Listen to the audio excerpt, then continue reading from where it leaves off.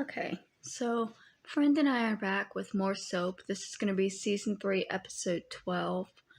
In the last episode, Jody decided to move back in with Mary and Bert so that they can help with the baby, and also because child services is on his ass, which sucks.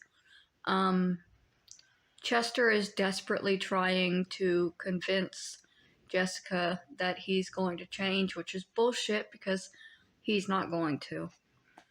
Eunice and Dutch is the same situation. Eunice is not going to change.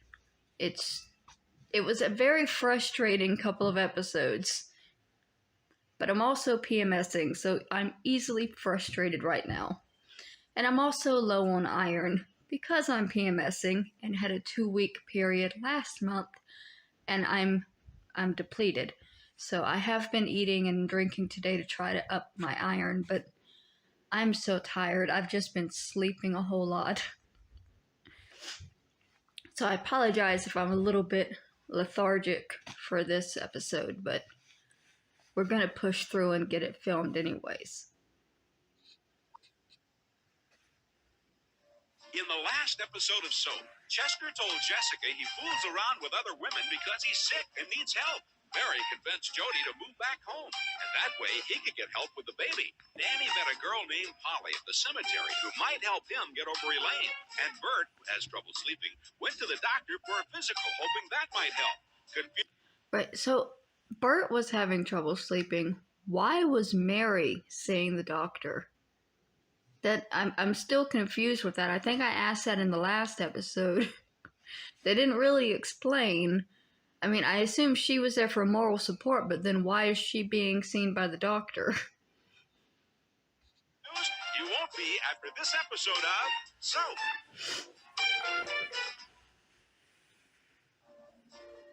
This is the story of two sisters, Jessica Tate and Mary Campbell. These are the Tates, and these are the Campbells. And this is SOAP.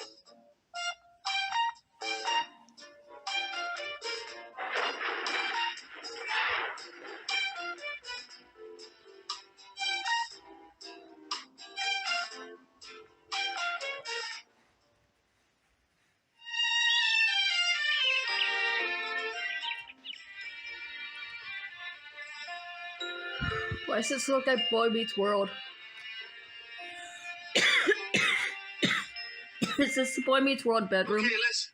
I think you should take the bottom drawers in the bureau because you're shorter, and I'll take the back of the closet because my arms are longer. Are you sure it's all right? Well, there's not much I can do about it now. Must be from all those chin-ups. No, Danny, I mean about moving in here with you. I mean, after all, this is your room. Are you kidding me? My little brother is moving back home. I wouldn't have it any other way. I can't believe I'm back. It took me all those years to move out. But it will make life a little easier. I can go back to work, and I'll know when he's okay. Hey, listen, you want the lumpy mattress or the springy mattress? Springy, if it's okay. It's cool. I like lumpy. Makes me feel... This is cute, but if he's sharing a room with Danny, where's Wendy going to be staying? Shouldn't, Jody be staying in the same room with the baby? I'm sure Danny doesn't want to be sleeping in the same room with the baby. I feel like there's someone in here with me. You know, I remember when we shared a bedroom as kids in the old house. Yeah. You told me my first dirty joke. Yeah. And you didn't get it. You were so innocent. I was 4.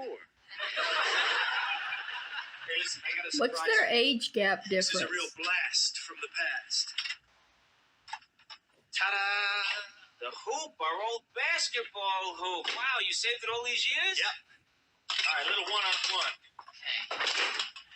2 from the floor, 3 from the beds. Okay, turn off the TV.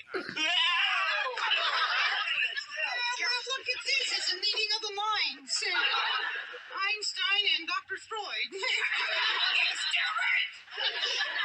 Hey, did you hear? Jody's moving back in. Did I hear? My room is being transformed into a nursery. Did I hear, he says. Well, see, the nursery's for the baby, Bob.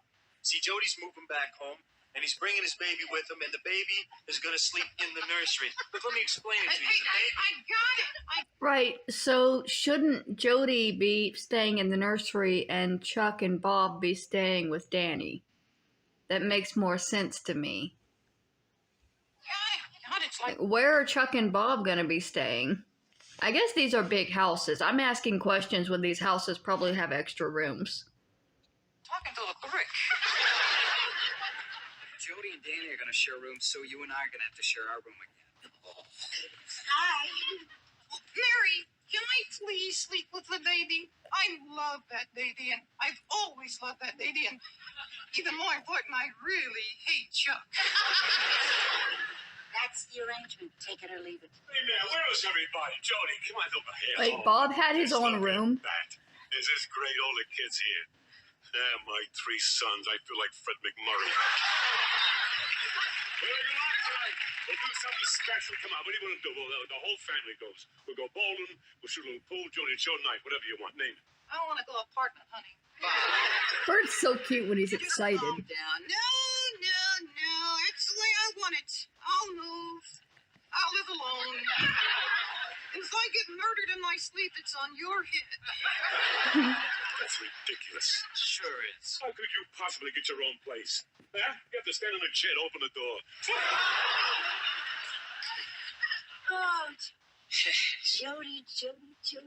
Ma.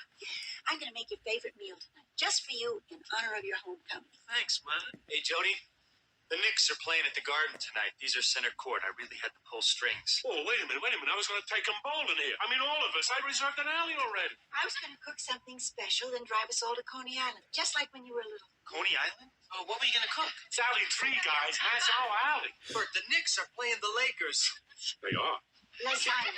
Lasagna? What time is the game? We can go on the Cyclone. You used to love the Cyclone. The Cyclone? Hey, Danny, got an extra ticket? Frozen custard, Nathan's famous hot dogs.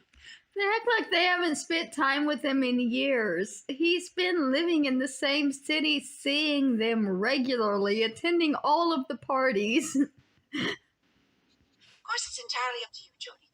Nathan's famous hot dogs? And frozen custard. I love the Cyclone. What time is the game? Dan. Hold it. Listen, everybody. I really appreciate this, and it all sounds great, but what do you say we all stay home together? I mean, the whole family. We can eat some lasagna and play with Wendy. What do you say? That's cool. Yeah, sure. That's what you call fun. They gotta stretch shit out. You can't do everything in one day. And then we can have a nice chat, huh? I'd love nothing more. Cookies. So we're not going to Coney Island, is that it? You mean you still want to go? Okay, Dan, what time is that game? Because if you'd like to go, we could go. I'd love to go. I'd love to go to the game. Well, just long enough to chow down a dog, take a spin on the Cyclone, little frozen custard. Here. Let me have those here. Thank you very much. Hey, welcome home, Jody. Chuck, Bob, get your coat. We won't be long, Jody. I'll wait up. Don't bother. Put the lasagna in the oven for an hour, 350 degrees. So wonderful having my family together again.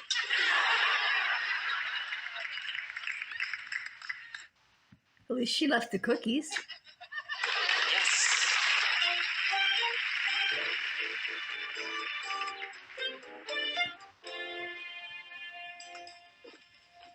Daddy should be here any moment. Just make yourself comfortable. You know, Chester, I feel kind of funny discussing our marital problems with a minister. I feel funny discussing it with anybody.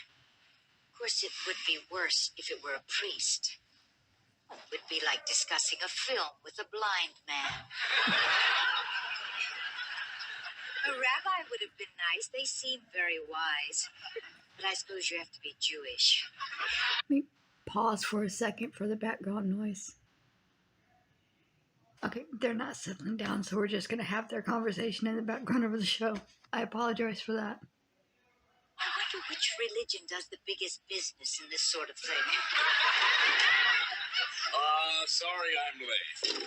Got stuck at a death. I beg your pardon? Funeral. Just did a funeral. Poor guy got killed roller skating. He fell? Drowned. Was skating in the park, couldn't stop, skated into the lake, couldn't swim. That was that. Left a wife, 2 kids, and a Porsche with no problems. But on to happier things. You are the Tates, and you are here because... Go ahead, Chester. Oh, no, Jess, you can go first. Oh, you tell it better. Well, we have a problem. Not a big problem, really. Actually, it's a little problem. But it's big enough to be a problem. It's been a problem for a while. I never thought it was a problem. But now I see that the problem, which is our problem, is really my problem. And, of course, being my problem, it actually becomes her problem. And that, in a nutshell, is the problem. Well put, Chester. Could you be a little more specific, do you suppose? Chester goes through women the way an elephant goes through peanuts. He fools around with anything, anytime, anywhere. He lies, he deceives, he sneaks around. He cheats before work, he cheats during work, he cheats after work. He cheated on our honeymoon, he cheated on our anniversary. He cheated while I was in labor in the hospital. Damn. In the hospital. He has cheated practically every week of every month of every year of our entire marriage. But other than that, he has been a wonderful husband. I see. Well, it's starting to take you a long time to come and see me. Took her all this time to catch me. Of course. Well, I see this sort of problem a lot. It seems to be going around. I think part of the reason is that there are no more Indians. What? Beg your pardon? You see, in the olden days, we had Indians to worry about. Where were the Indians? Were the Indians surrounding us? Were the Indians angry Indians? Did the Indians want our horses? Nobody fooled around because you couldn't relax long enough. Now, we got no more Indians. It's not specifically Indians that's the problem here. He thinks it's just that Chester's life is too comfortable, I guess. There's so much noise around me that it's making me feel like I'm having a schizophrenic episode. Because I can't distinguish any actual words. Just voices here and there and over there and over there and just all around me. I see. The best marriages were in the Apache territory because those were the worst Indians. Hostiles without, no hostility within. We have a lot to thank the Indians for. Happy marriages, nice beadwork. Well, what do we do now that there are no more Indians? Aggravate some other group, maybe. Look, I don't think I need Indians. I want a change. I want desperately never to look at another woman again, and I sincerely think that I can do that. Excuse me, Daddy? Can I please borrow the car keys? Sure, Angel Puss. Thanks. My daughter. I see the resemblance. Well, Mr. Tate, I see your problem. I have trouble understanding it, but I do see it. I mean, if I had such a lovely, feminine, genteel, sophisticated, enticing, gorgeous piece of gorgeousness in my house, I'd never leave.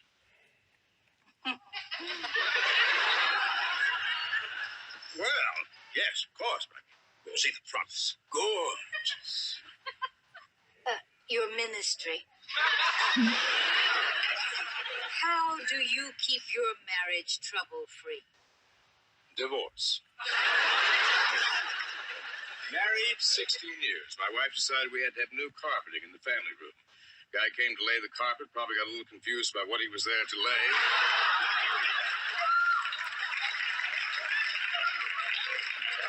Left me with 4 rolls of Bigelow shag and took off with my wife. How awful. Might have been an Indian. Well, that's beside the point. We're here to help you people. He's Now, too focused on the Indians problem here. is Mr. Tate's. It is not your problem. You have no problems. Au contraire. Now, Mr. Tate, we have a group that meets here once a week. It's a bunch of men like yourself with the same sort of problem. It's kind of a group therapy situation led by a very competent lay therapist. I used to lead the group myself, but I had to quit. Stories got me too excited.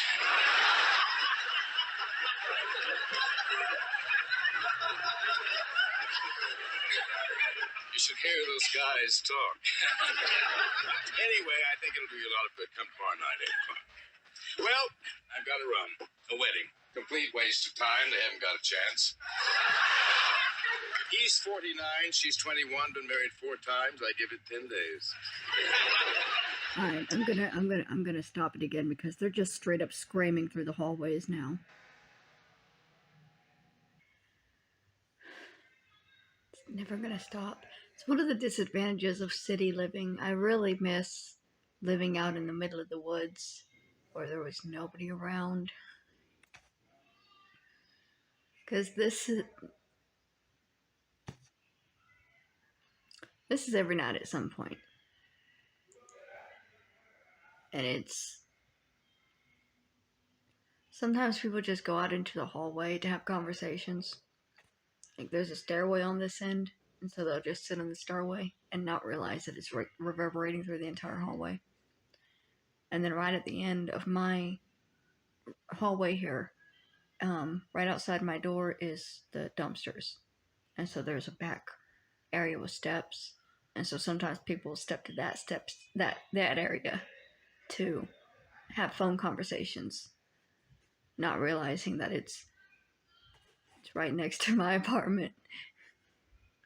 And I can hear not everything, but just enough to unsettle me slightly when it's argumentative and angry. I keep waiting for it to settle down, and it just doesn't seem to want to do it tonight. Okay, we're going to push through and finish this episode, but this is probably going to be the only one that I film tonight because I'm wanting to put my headphones in to drown out and get myself back into a normal space.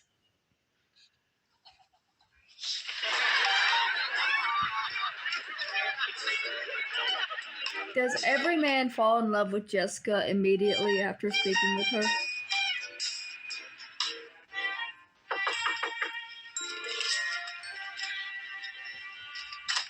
Is this a Peter? Yeah? Hi.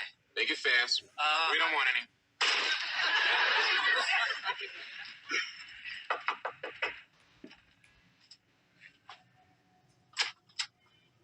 Yeah?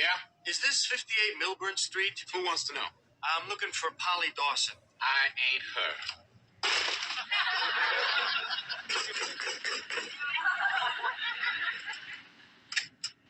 Do you have me confused with somebody you really hate? You see this? Yes, I do. I see that. Take a good look at it, because in about 2 seconds, it's going to be behind you. Look, could you just tell Polly that I'm here? I'd rather not. For me? Beat it. Look, could I leave a note? Eddie, what's going on around here? Nothing, Mama. Oh, excuse me. Hi. I'm here to see Polly. God's sake, Eddie, let the man in. Hi. Polly! Oh, they don't like white people. Coming. Danny. I was in the neighborhood. Hey, who is this creep? This is Danny. Hi there.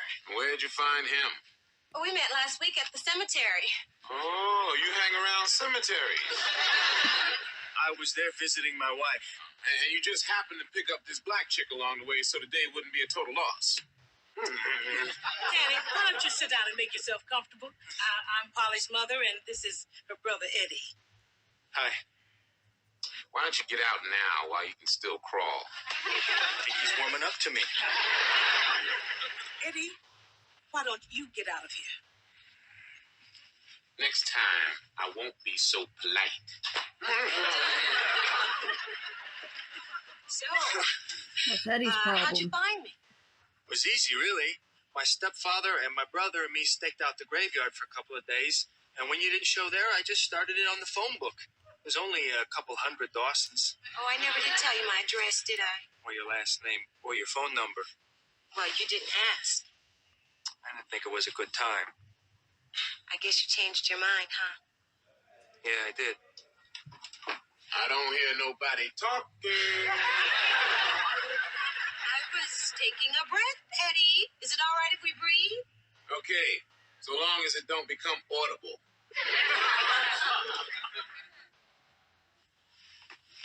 It's just that I felt really good that afternoon. I haven't felt that good in a long time, and I wanted to feel that way again, so I found you. Was that okay? Yes. Because I felt the same way. You did? Yes. Sounds like a damn movie. And you're glad I'm here? Glad? I'm amazed. I'm incensed. Eddie, When I thought I might not ever see you again, I got a little worried. I didn't. You didn't? Because there are only 7 Dallases in the phone book. See, I did a little research, too. I guess this means that maybe I can see you some more then, huh? I would say that's correct. Will I have to come here? Eddie, please. Hey, look, it's only about 7 o'clock now. Do you want to go out? Sure. Let's go. Have her home by 8. Mama, I'm going to go out for a few hours. Oh, honey, if you go by the cemetery, stop by Grandpa and say hi. Oh, well, we're not going to go there. Oh, Ready? Yes. It was nice meeting you. oh, nice meeting you, Danny. See you again, brother.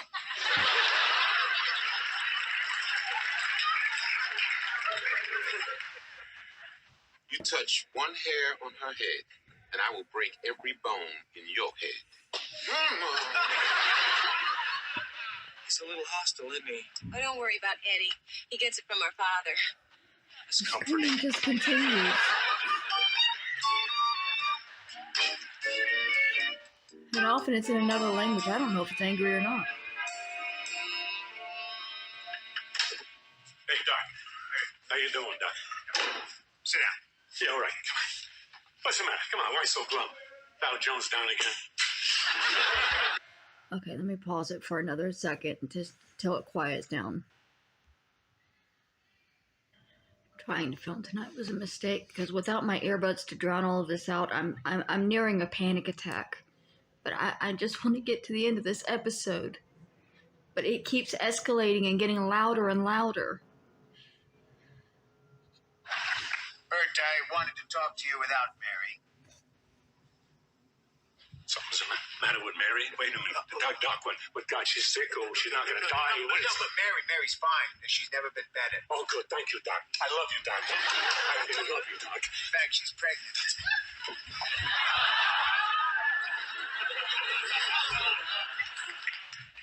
Pregnant Mary? You mean she's going to have a baby? That's what it usually means.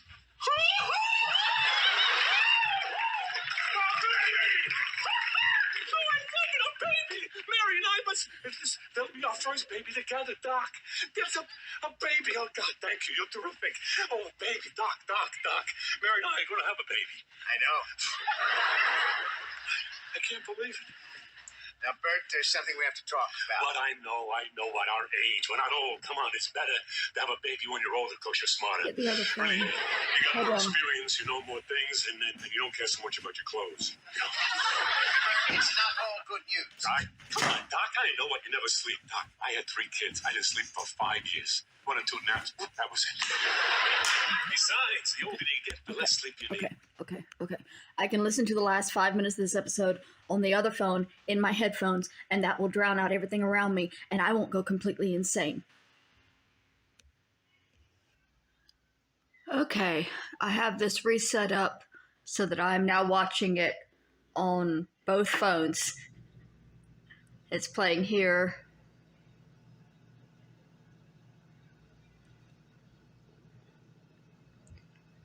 Now hopefully I can get through this without going crazy.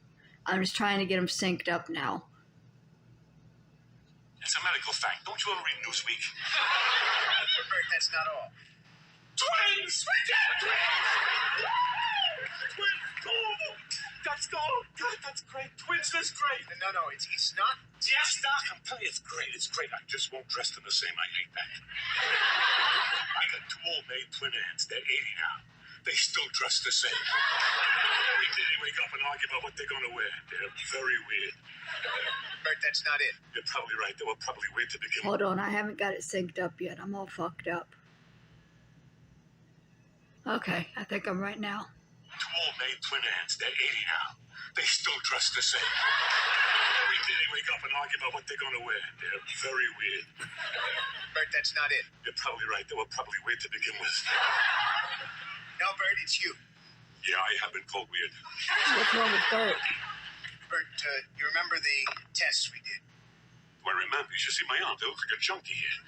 And then you remember we did a second bunch of tests. Yeah, she took the rest of my blood. But I got maybe a half a cup left dashing around my body trying to cover it all. Both sets came back the same, Bert. Good. That's a relief. Then I don't have to do it a third time. Bert, I'm afraid you're a very sick man. What's wrong? Mm-hmm. Is it cancer? You have Mylar syndrome. It's a very rare blood disease. Mylar. Yeah, so? What's the cure? There is no cure. What happens? What do you mean? It just goes away all by itself? I'm afraid not. Oh. What happens? It's fatal, Bert. Sorry. Bert's dying. Mary's pregnant and Bert's dying? What the fuck? Are you sure? That's why we did the second battery of tests. Me? No. Bert. No. You just told me we're having a baby. Bert, you are. Then I can't die. I'm not dying. I can't. Bert, I wish there was something I could do. I wish there was one thing I could do. Is Mylar real? I have to look it up.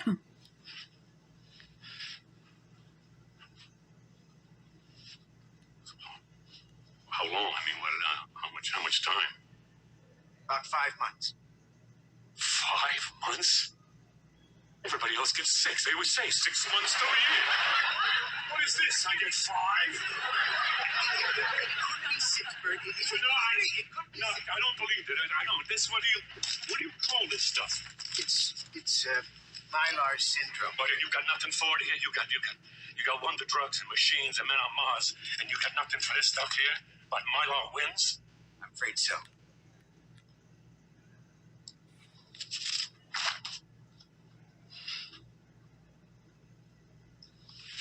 I gotta go. Are you going to be okay, Bert? Apparently not. Okay, so I'm pausing real quick because apparently this is a real thing. It's called myelodysplastic syndrome, and it's part of a group of disorders in which your blood no longer makes enough healthy blood cells. Now, I'm wondering if this could be a reaction from something that the aliens did to him that might actually wear off because it's something that the aliens did, or if it's something that he's actually been, already had. Also, I'm wondering if the baby is his or if it's alien Bert's, because alien Bert was all over Mary.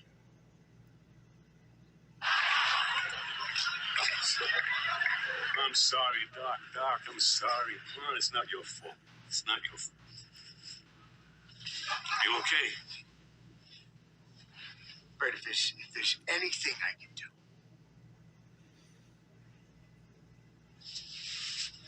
I'm off track now, so I have to... I threw myself off by doing the Google. Are you sure?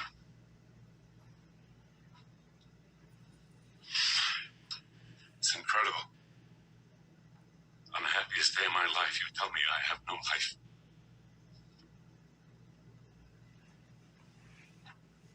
I see it now.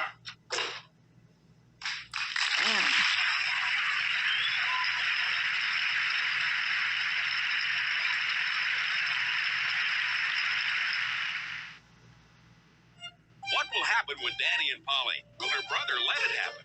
Now that he's dying, what will Bert do? Will he do it quickly? Will he tell Mary? Will he pay his doctor's bill? Will Chester get himself some help at the minister's group? Or will Chester help himself to the minister's daughter? These questions and many others will be answered on the next episode of SOAP. Okay, so that's it for this episode. I have very little to say. I'm so overstimulated by everything. The world is too much for me at this moment, so I'm putting these in and drowning it all out while I upload this video. And we'll talk about this one in the next video, probably tomorrow when it's quieter.